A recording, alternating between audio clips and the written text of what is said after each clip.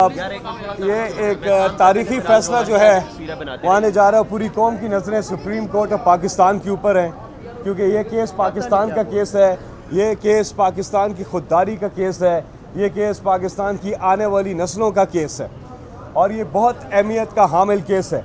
एक बुनियादी जो नुक्ता उठता है इस केस के हवाले से और सुप्रीम कोर्ट में जो केस चल रहा है उसमें सबसे अहम बात जो है वो मैं आपके सामने रखता हूँ, वो ये कि स्पीकर की जो रूलिंग है, अगर आप उसको पढ़ें तो उसमें इस चीज़ का जिक्र है जो कि उसका मेन पॉइंट है कि ये जो पूरी एक बैरूनी साजिश और अदम एतमाद के साथ जो डायरेक्टली लिंक्ड है, ये मामला जिसकी तहकीकात बहुत ज़्यादा ज़रूरी है, ये इंतहाई संगीन नौइयत का मामला है। इसकी तहकीकात जब तक नहीं हो जाती तहरीक अदम एतमाद नहीं आ सकती। ये रूलिंग है। क्योंकि इस मरासले में जो गैर मुल्की साजिश है उस पर जो हक़ाइक़ हैं उसमें नंबर 1 जो सवाल उठता है कि क्या ये हकीकत नहीं है कि ये मरासला पाकिस्तान के बैरून मुल्क तैनात तर्जुमान की रस्मी मीटिंग में होने वाली रस्मी कम्युनिकेशन की तफसीलात पर मुश्तमिल है, नंबर 1। नंबर 2, क्या ये हकीकत नहीं कि मीटिंग में तहरीक अदम एतमाद का बाकायदा ज़िक्र है कि अगर अदम एतमाद से वज़ीर आज़म इमरान खान साहब को हटा दिया जाता है तो पाकिस्तान को माफ़ कर दिया जाएगा।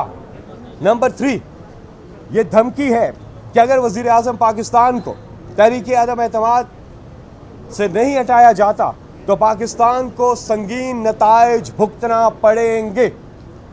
नंबर 4, क्या सिक्योरिटी कमेटी ने पाकिस्तान के अंदरूनी मामलात में इसे मदाखलत करार देते हुए मुतल्लिका मुल्क को डिमार्च जारी करने का नहीं कहा? यह भी सवाल सामने है। क्या नेशनल सिक्योरिटी कमेटी का मामले को कौमी असम्बली की सिक्योरिटी कमेटी में उठाने की सिफारिश मामले की संगीनी को जाहिर नहीं करती? यह भी एक सवाल उठता है। अब साथ ही में जब हम पार्लिमानी कमेटी की बात करते हैं तो इन्होंने क्लेम किया कि इन्हें नहीं बुलाया गया, कोई फॉर्मल इन्विटेशन नहीं दिया गया। ये अपोजिशन ने कहा है।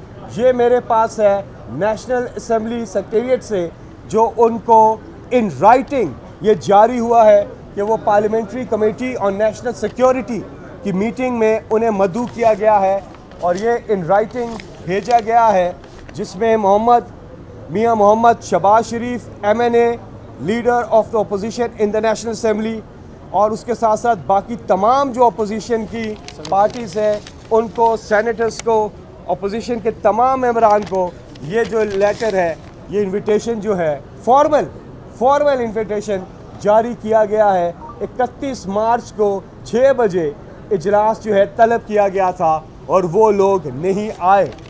उनको कहा गया था तहरीक अदम एतमाद वाले दिन से पहले उनको कहा गया था, 3 दिन पहले इस मीटिंग को रखा गया था और उनसे कहा गया था कि वो आए, लेकिन वो नहीं आए।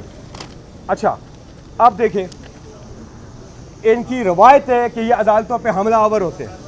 कल आपने इनकी गुफ्तगू सुनी, इन्होंने कहा कि अगर फैसला हमारे हक में ना आया तो हम पता नहीं क्या कर देंगे। ये सुप्रीम कोर्ट ऑफ पाकिस्तान को धमकी दे रहे हैं क्या?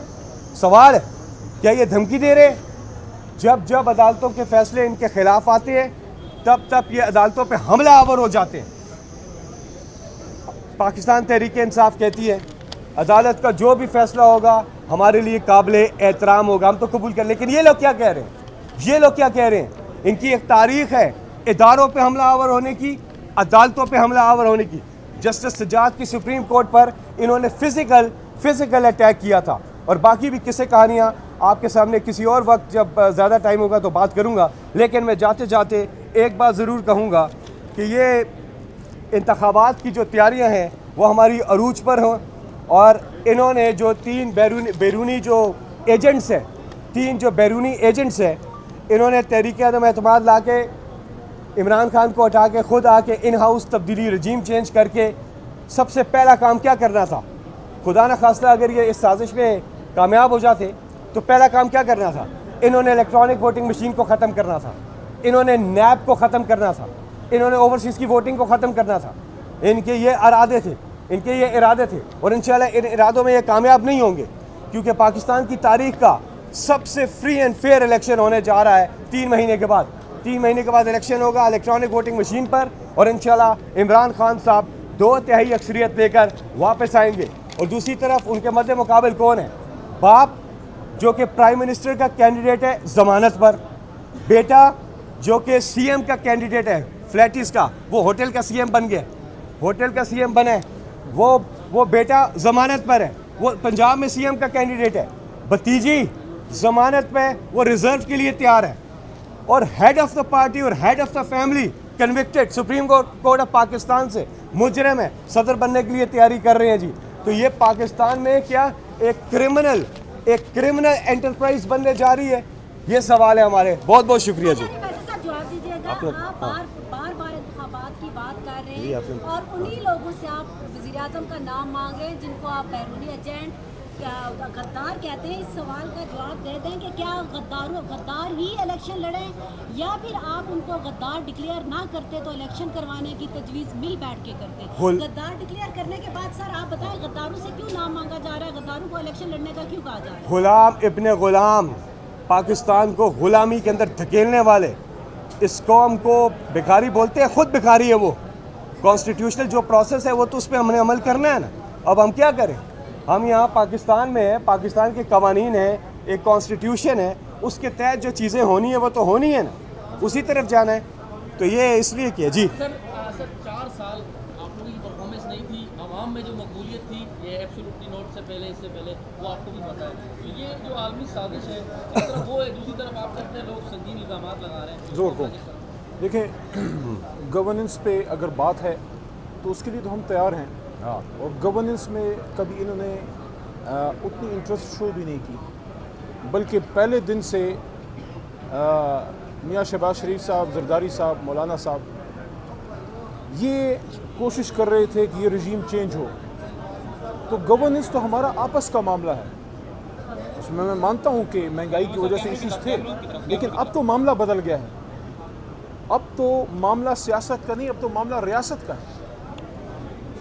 क्या हम सब की सोच मुख्तलिफ हो सकती है, मुख्तलिफ तबक़ात से हमारा वास्ता हो सकता है। मैं एक सियासतदान या वकील हूँ, आप एक मोहतरम सहाफ़ी हैं, लेकिन इस एक बात पे हम सब एक हैं कि पाकिस्तान के फ़ैसले रजीम चेंज के बाहर से कम नहीं होने। तो क्या इस बात को मंतकी अंजाम तक नहीं पहुँचना चाहिए कि जो अदम एतमाद की तहरीक थी ये ऑर्गेनिक थी या इनऑर्गेनिक? ऑर्गेनिक का मतलब है कि सिर्फ पाकिस्तान में पर मबनी थी, और इनऑर्गेनिक का मतलब है कि इसके डांडे कई बार मिलते थे।